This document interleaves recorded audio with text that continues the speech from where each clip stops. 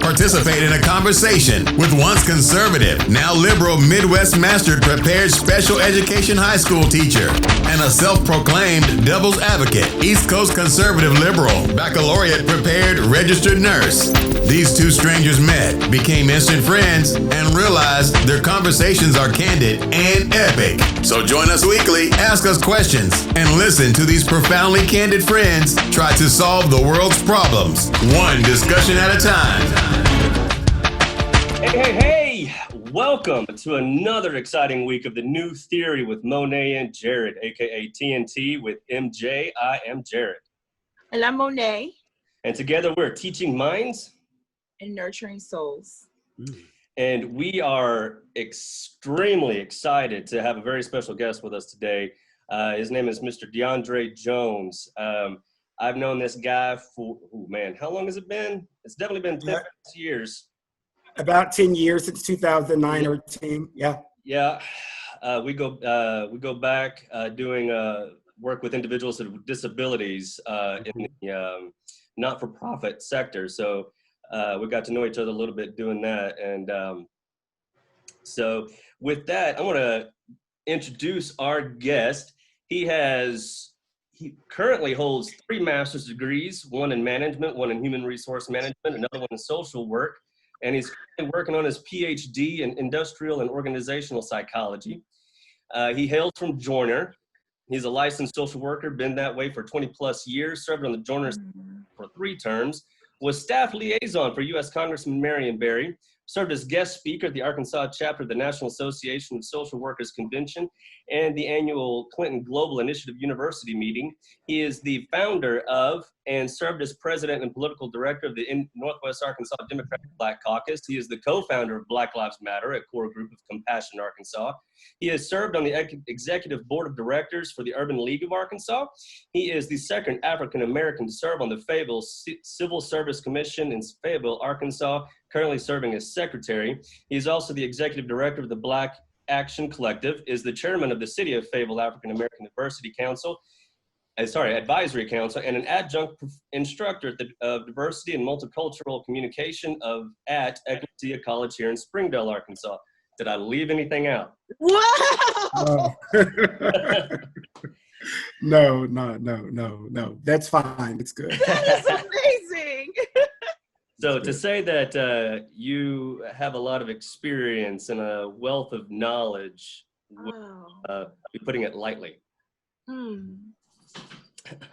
So Yeah. that Mr. DeAndre Jones, I'm going to open it up with the first question and just say, given the political climate and socio-political climate that we're in right now, what is something that you would love to just say right now to address that?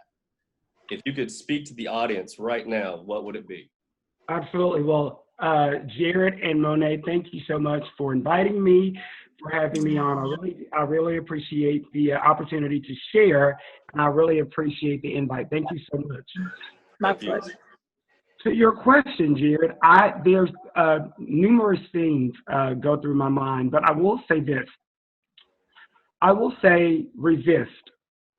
I will say resist what's happening nationally, on a national scale. I think that we're all familiar with the chaos that's happening with the LGBTQ community, with rights, with individuals who are experiencing abject poverty, with marginalized groups, period. I would say resist. And that resistance, of course, for me, it has included organizing, community organizing, of course, being involved and engaged in the political process, voting, running for office, working on a campaign, holding your city officials and your elected officials, holding them accountable, seeking and asking for transparency on every level of government, becoming involved as best as you can with the local schools, education institutions, being involved with the issues and finding something that you're really passionate about and develop and taking a role in making a difference. And so for me, that's been part of resistance. And over the years, I think for myself and so many others that we've been successful as it relates to resisting and various aspects of that. Excellent. Awesome. You specified find something, find one Do something. and Yeah. put your energy into that. Yeah. That's I awesome. like that. Do something. That's an action word. And I think we become, we are emotional, and our emotions can be agitated. It can be angry, but agitation and anger, those are secondary. That's secondary. What caused that? And so if we're able to say, okay, this is what caused it, let's resist and let's organize and let's mobilize around that. Excellent. Love it. Beautiful. Exactly. I agree. So I guess my question is in conjunction with Jared's question is, how do you view this administration's handling of race and race relations? I think our current administration, and let me say this, and I want to say this loud and clear, I think that they continue to perpetuate institutional racism, systemic racism. They continue to do that by sharing divisive. I mean, basically, from the beginning of the election up until now, our president has exhibited systemic racism even before his election. It goes back to his business dealings in New York, and from what I understand, every part of his life, racism, he has been perpetuating racism. So I say that to say this, that our current administration continues to do what our current president has always done. He's been divisive as it relates to currently with Black Lives Matter. When we look at the situation or what happened in New York with those gentlemen who were Central Park 5. The Central Park 5, yes. He's done so many different things. It's kind of hard to keep track. But yes, the Central Park 5, looking at some of the things that he said about President Obama, the remarks that he's made about our late John Lewis. And those are just some of the things that he said, but some of the things that he's done, he continues to roll back civil rights and policies which impact African Americans. So yes, I say this. Minorities in general. Yes, minorities, period. He's continued to be intentional and deliberate on making America great again by excluding the marginalized. Exactly. Him and the individuals who he appoints. Oh my goodness. Thank you, DeAndre. And that was a mild version of what I would really, that's a mild version, because I can go on and on and on and on and on, because his policies are impacting individuals who who have not had a voice. And myself being who I am, and my family and my friends. And so people are beginning to experience hopelessness, despair, and depression. And it's because of the divisive administration and the lack of empathy that our current government, particularly our president, has or doesn't have. Honestly, DeAndre, I can honestly say, looking and listening to your answer, because it touches me to my core, and I know it touches Jared to his, I would like to say that this has instead of just looking at how horrible he is and his horrible irresponsibility and lack of leadership, it's now empowering all of us Americans to look at ourselves and say, we got an obligation. Right. We have something to do. Right. Back to even your first question. Yes. Now it's like, okay, well, what does the Senate do? What does the Congress do? Besides, writing laws or whatever and trying to get them passed, what do we do as a citizen? It's now time for us to go back to history, that section of history that taught us what it is to be an American. And right. I know as far as, we want to, criticize the Civil War or whatever, the whole taking down monuments, that to me doesn't bother me. What we need to realize was there was a motivation behind that to says, hey, we need to unify. We fought for unification. not for segregation and separation. We said to the British, okay, we're not going to deal with tyranny anymore. This is now our current revolution. And now we have to realize what it is to be an American citizen and what it takes to push our American agenda. We want a semblance of normalcy, what we consider normalcy, with responsibility. Now we have to add the responsibility to it. I'm sorry, because this is obviously a topic that we are very passionate about. Right. And that's why you're here. Thank you so much. And real quickly, I just want to say this. You know, we talk about monuments, and I get that. I do think that anything that is a reflection of oppression and systemic racism, absolutely, they have no place in public spaces. However, I do think that, to your point, we shouldn't be more turning our same energy into voting those individuals out who perpetuate racism and being engaged. As part of that resistance, we've got to be intentional and deliberate on resisting and knowing exactly what does that look like. How do I fight? Well, you fight based on, you know, your passion and what concerns you, what has a direct impact. And I'm going to say this, that current administration, this current administration impacts every last one of us, white, black, gay, straight, individuals with disabilities, rich and poor. It impacts all of us. Amen. Amen. That's right. Before I go to my question, DeAndre, I'm going to go ahead and let you know and remind you that I can easily mark this as explicit language. And you're covered. Do it. So, feel free to speak as free as you want. Thank you. I just feel like when we have opportunities, and I say we, you know, Monet and Jared, all of us, when we have opportunities to speak unvarnished truth to power, then I think that we must do that, because there may come a point in time where that's limited. So right now, since it's not limited and since it's not censored, then we're going to speak unvarnished truth to power. So thank you for that. Thank you for sharing that. And to that point, I love your passion. I can't even begin to compare to that. But the sense of action, you know, when you're talking, I'm like, I gotta get up, gotta go do something. Yeah, right. You know, what's my next thing? You know, but I think you're absolutely correct. Monet and I were actually talking about this a few weeks ago, where I'm quoting Micah 6:8. You know, seek of mercy. Those are all action words, and your head is if you're out, your head should be on a swivel, looking for where I can speak truth to power, where I can act in truth to power. But just unfortunately, the majority of the people that look like me don't agree with that. Well, the majority of the folks. That's just like, I'm about to say some black people too, and Asian, Hispanic people that are like, this is too much work. I don't want to hear about it.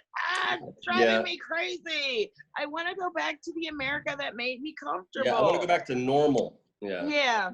And it's like, we are comfortable. You just have to learn. And you have to be more, and that goes to what we were talking about yesterday, the three of us. You know, those words that we grew up with that we no longer can use. And it has to be a comfortable form of your life to say, hey, look, I can't communicate in those ways anymore. I have to be cognizant of being responsible for my verbiage. I have to be responsible and take other people into consideration when I communicate.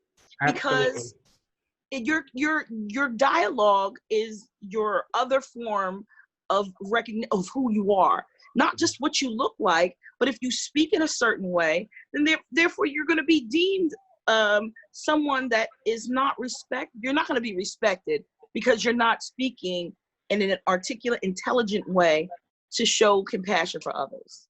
Right. Okay. It's a lot. Sorry. Yeah, I was wondering where you were going to go with that, but speaking compassion. Yes, here we go. Maya Angelou's quote comes to mind. So when you know better, do better. That's right. That's right. All right. Moving this conversation along. DeAndre, in your opinion, what is a test that any person regardless, can do to gauge their level of racism? Oh, that's a great question. And when you guys sent me the questions, I was like, oh wow, this is something that I do very often. And one of the things, really, this past week, I posted on Facebook. Of course, I do a lot of work in Fayetteville and Northwest Arkansas as it relates to educating on race. I teach the course. I share it. I speak. I've been a part of various panels. And so one of the things that I've noticed when you ask that question, the first thing that came to mind is white fragility. Absolutely. So this past week, on Facebook, I asked a question to our allies, and the question was, what is your motivation? And so what happened? So very quickly and very easily, individuals became triggered. One response was, why are you asking this question, and blah, blah, blah, blah, blah. And different responses, again, allow me and others to interpret that to be fragility. So when questions about race are posed, when there is a level of fragility, which in many ways can be defensiveness, which can also be described as pushback, I think that that's one of the telltale signs. I think that what we're asking, or what I'm asking, is if I tell you that this is racism or that this is racist behavior, then you don't get to tell me that it doesn't. You get to listen and learn, because this is a learning experience. This is a journey. It's not a sprint. It's a marathon. It's a journey. It's lifelong. And so when we learn anything, we have to be open, not to just the things that are comfortable, but even the things that are uncomfortable. It's kind of like being a Christian.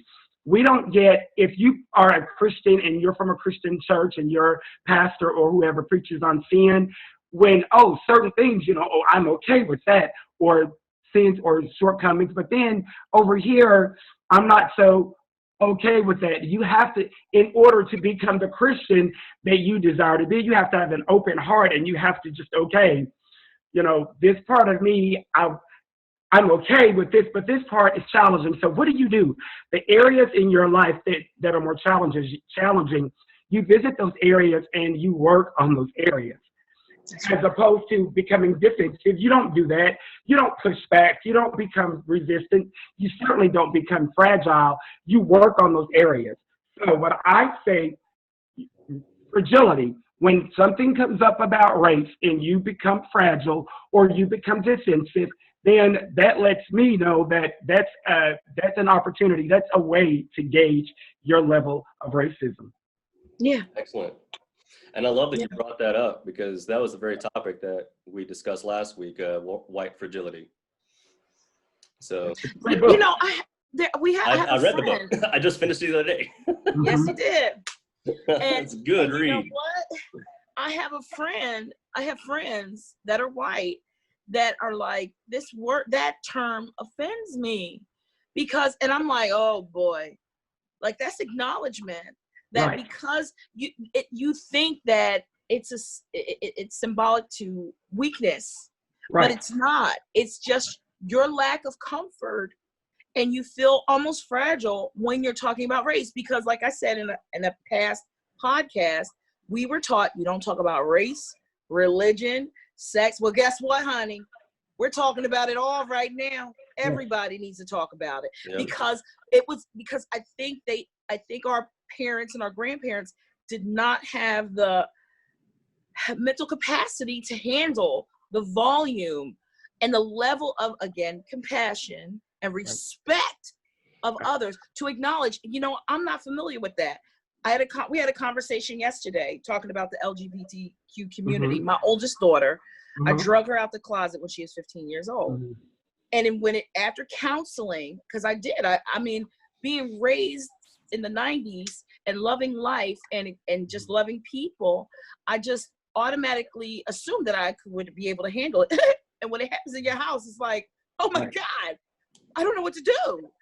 Am I a failure as a parent? Well, I mean, I know, isn't that crazy to fathom that? Because I love my daughter with all my heart. How could I even, anyway, my point with that is the fact that I didn't know how to help her navigate that lifestyle that I was not accustomed to. And that's really what it boiled down to. And when when you think about it, it's like, we don't know how to help them. Once they leave the nest, what can you do? So it's like, oh, you just love them. And the door is open. And the love is continuous. And so with that being said, it's like, so we can talk about sex. And Jared is a beautiful Christian. His soul, and I'm seeing that in you as well, DeAndre. And me being Jewish, Jared's like, I didn't know that much about Judaism. Right. And I'm like, I was raised in the community. What? Yeah, let me tell you more. And what it boils down to is goodness, kindness, love, respect, recognition that there's a higher power, and we have an obligation and a responsibility to facilitate those laws, those commandments. Yeah. So I think with gauging, learning, knowing what you're comfortable. If you're uncomfortable, then it's time to almost, I don't want to say embrace it, but to say, let me challenge myself by pushing myself to try to acknowledge it and understand it. And I need you to embrace it. I need you to accept it. Yes, embrace it. That's going to lead you to a path of more awareness, more empathy, and it'll make all of us better. But when dealing with race and dealing with any subject matter, but particularly race, we don't get to cherry picking is not helping us. No. I accept this part. I do accept that I have privilege, and I do accept that race is a problem, but I just can't. I'm fragile because this is what's happening. I ask a question when we talk about dismantling white supremacy. Black folk, myself, do I really understand what I'm asking white people to do? And white people, oh, absolutely, we've got to dismantle white supremacy. Now, dismantling something that you've benefited from for years, do you know what that means? Do you know what that could cause you? I don't think we do. So as humans, that is part of the reason why I believe that we are constantly evolving, because when you've lived and when you've benefited from privilege, whether it's unearned or earned, you don't want to let that go. So it requires, I expect to see a level of fragility, but I do not expect to see continual resistance. Your empathy should override your fragility, because you know that your privilege, we all understand white supremacy, the benefits and the disadvantages for Black people. But I think, again, it's a marathon. It's not a sprint. It requires time. It requires, there is a level of, fragility and resistance. So we expect that, but we just can't stay there. We have to keep evolving and keep learning and keep growing.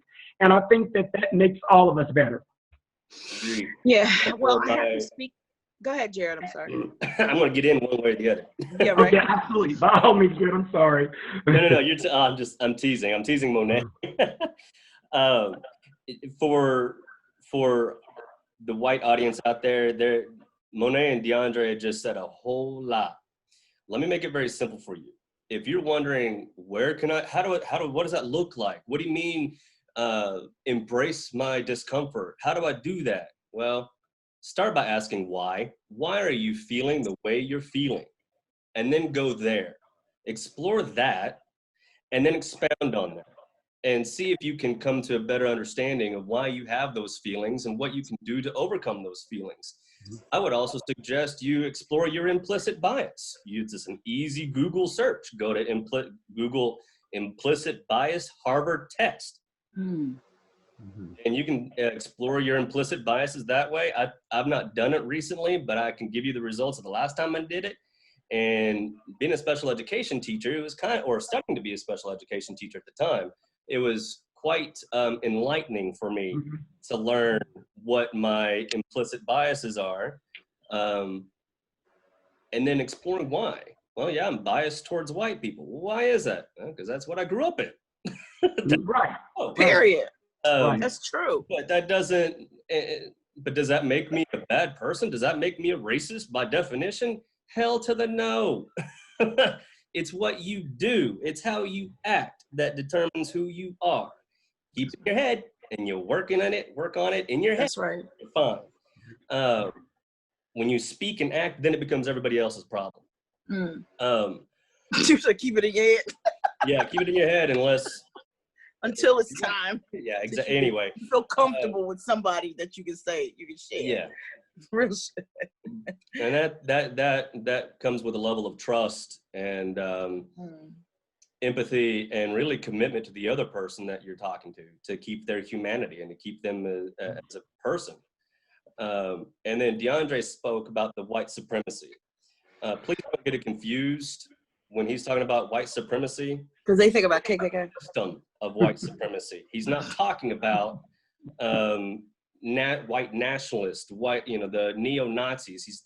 That's the epitome of white supremacy, but a system of white supremacy. Well, Jared, what do you mean by that? Guys, we have 45 presidents in the United States. One of them was black. There's your system of white supremacy. Anytime they're like, no, that just happened. Okay. Go back into history right after Reconstruction when they had an equal divide of mayors, governors that were of different minorities. And then all of a sudden somebody said, oh no, we don't like this. We want it one certain way. Yep.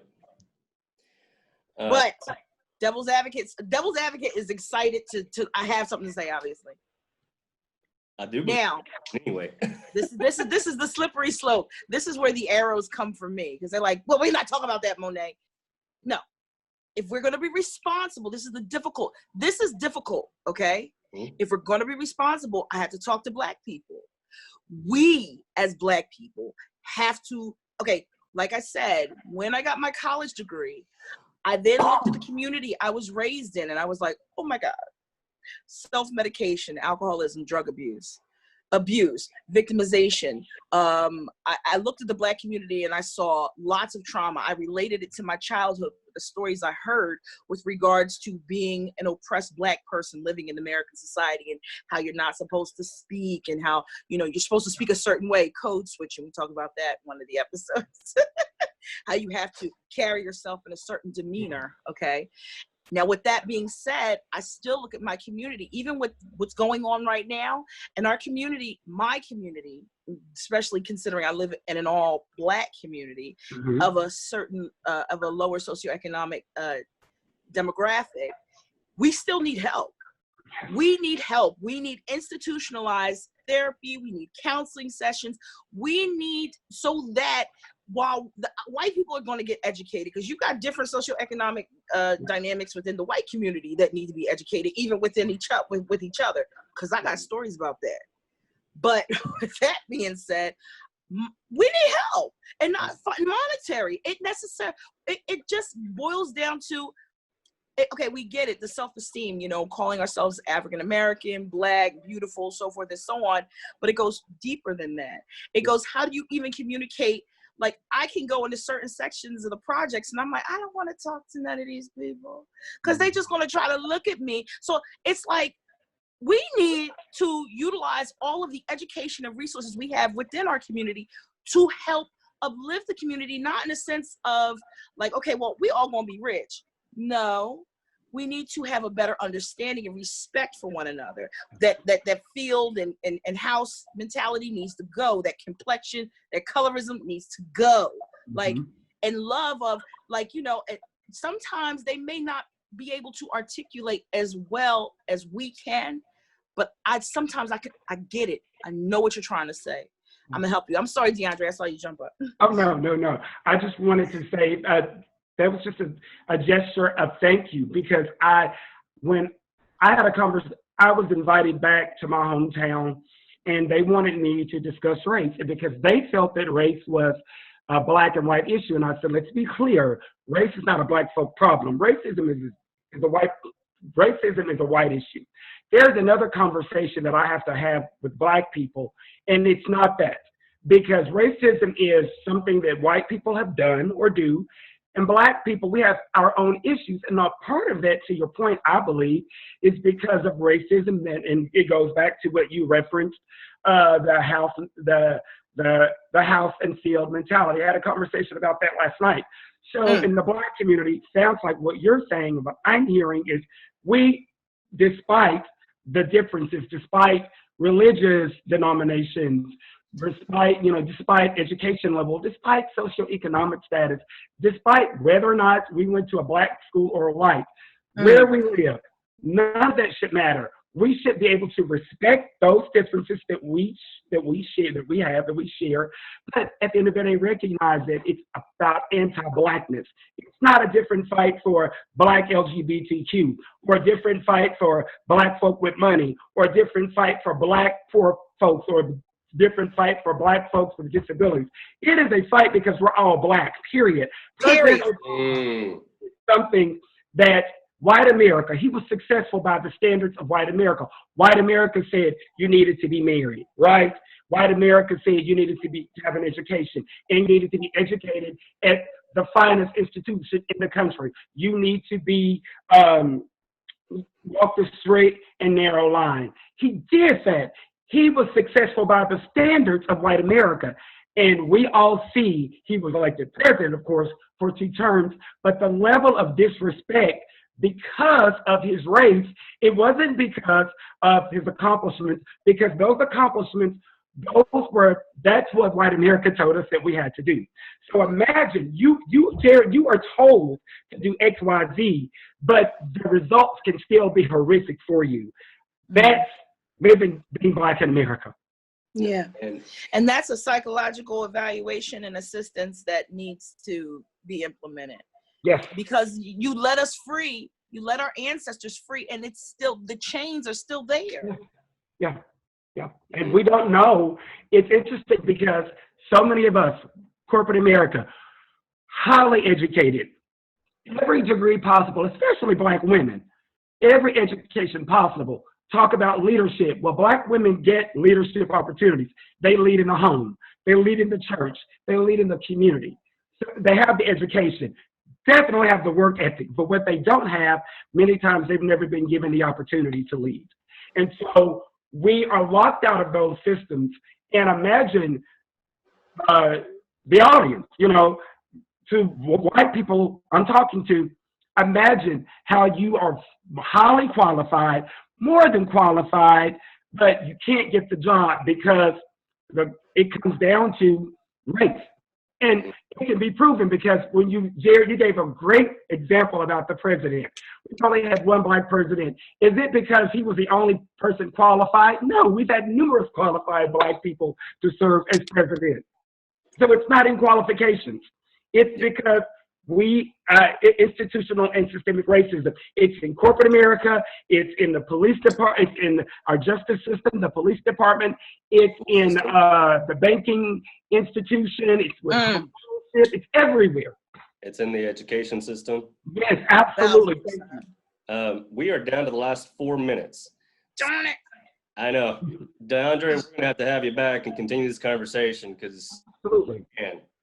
Love you. Love talking to you. So if I may steal Monet's last question, and I give her the last word. No, you asked, Jared, because we ain't heard your voice in a while. That's all good. It's not my voice that needs to be heard. Yes, it is. It's just as important, Jared. I told you about. Not denying that. It's not my. Anyway, DeAndre, we got to. My little brother. He needs help. We're all. We're all Black. This whole race it's a white issue, but we're all Black. So with that, how do we unite as a nation, as a group, as a society, to remedy the turmoil that you more better than us laid out, and then to restore humanity? How do we unite to do that? Well, Jared, that's a great question. And when you say unite, are you referring to Black Americans or everyone in this country, period, regardless of race, sexuality, religious? That's what I'm saying. That's how if we're going to talk about restoring humanity, I can't exclude when I say unite. Right. So we have to recognize that there is a problem. We have to recognize that this is a problem, and we have to recognize that we have to value everyone's perspective. We have to respect each other. We have to respect the differences. Recognizing that there's a problem, the awareness that there's a problem, and then learning to respect the differences, learning to respect the various cultures, the various beliefs. And I think that when we're able to do that, that will help us, I believe, and it's proven for myself and the work that I've done, we become more empathetic. Empathy leads to restoration. Empathy leads to recognizing that regardless of how I feel about this individual, I see him or her as full human. But when we see people as less than, it's really hard to unite. So unity is unity. It can't be fragmented. It's unity. We need every hand on deck, every voice at the table, every seat at the table, every denomination, every sexuality, no matter how much money you have. When we're able to respect the different cultures, the different beliefs, the differences that we share, and see each other as full humanity, in our full humanity as Christians, when we believe and when we accept that God's love has no conditions, then we're able to unite. But until then, the Bible tells us that my people who are called by my name, if they will humble themselves, turn from their wicked ways, then I will heal coronavirus. But what's happening? Okay. What's happening is I'm noticing that the church is becoming more and more fragmented. And that's not in the name of God. That's in the name of, I believe, that's in the name of self-righteousness. So until we return back to the core of Jesus Christ, his death, burial, and resurrection, and that is love, my friend, then that's when we will be united. Jesus loved and saved and gave every last one of us an opportunity to live a meaningful and focused life when he did what he did on the cross. He didn't look at race. He didn't look at gender. He didn't look at socioeconomic status. He saw the love, and love has looked at all of us. And so if we want to be united, then for the church, we need to see everyone the way Jesus sees us. Amen. Wow. Putting God first. Exactly. And with that, I got nothing left.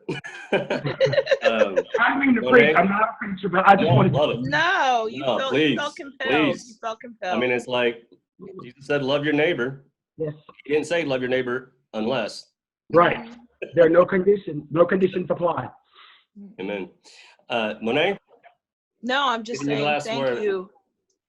Thank you. I feel very blessed and humbled and grateful for this opportunity that we have this platform to reach and talk to as many people as we possibly can to try to invoke change.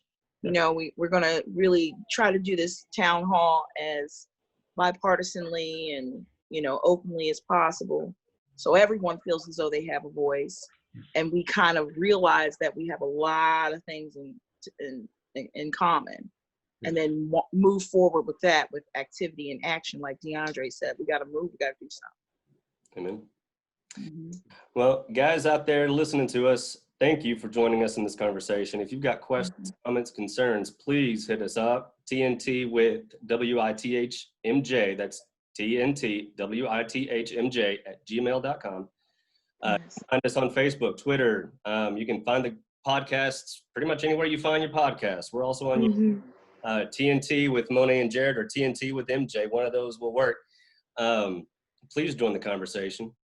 Yes. Please let us know. What's the latest with DeAndre though? What's going on? Where are you going to be at next, DeAndre? Yes, DeAndre. I haven't announced, but Jared, you live in Springdale, right?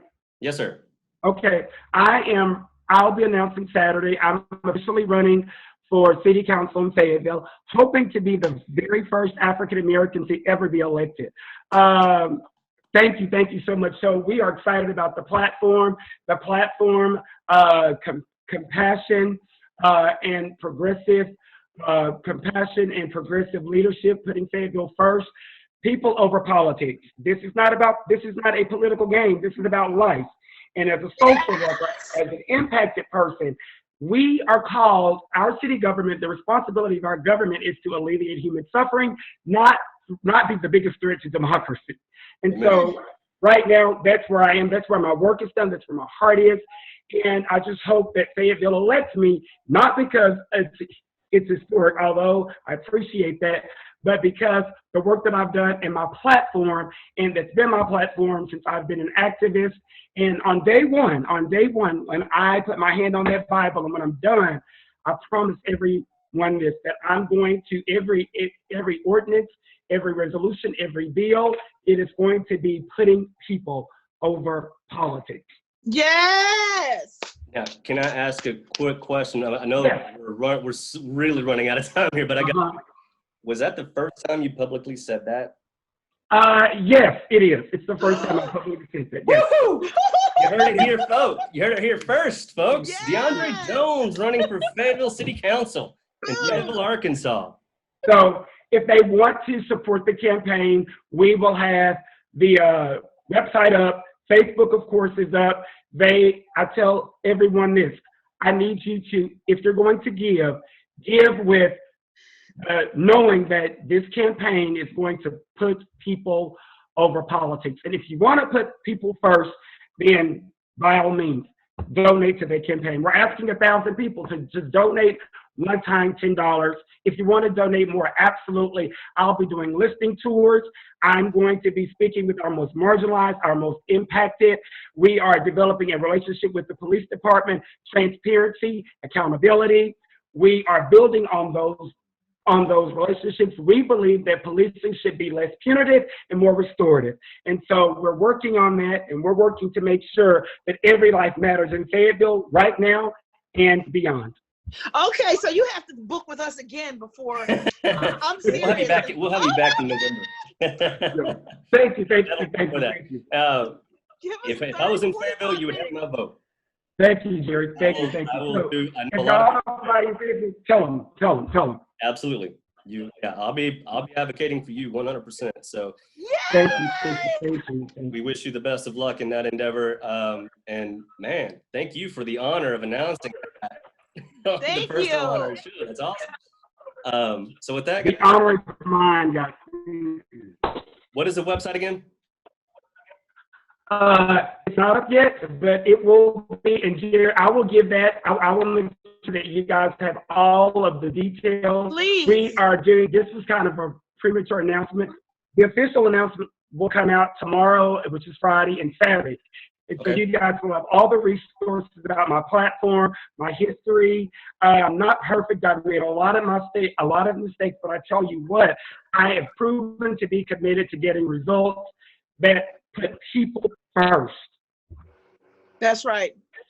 Absolutely. You've been a civil servant for a very long time, so this is why not. Thank you. Period. Empowerment. We gotta get to work. All right. I guess Jared's gonna kick us off here soon. It's not me, it's Zoom. I'm just trying to avoid us getting kicked off. Yeah, right. Well, guys, that was a whole lot of information. Right. Thank you again for that, DeAndre. We're definitely going to have you back whenever your schedule allows it. Okay. Monet, what's our last word for the day? What we got? What are you leaving us with? Just love us all, and we got to get to work, people. Right. There it is.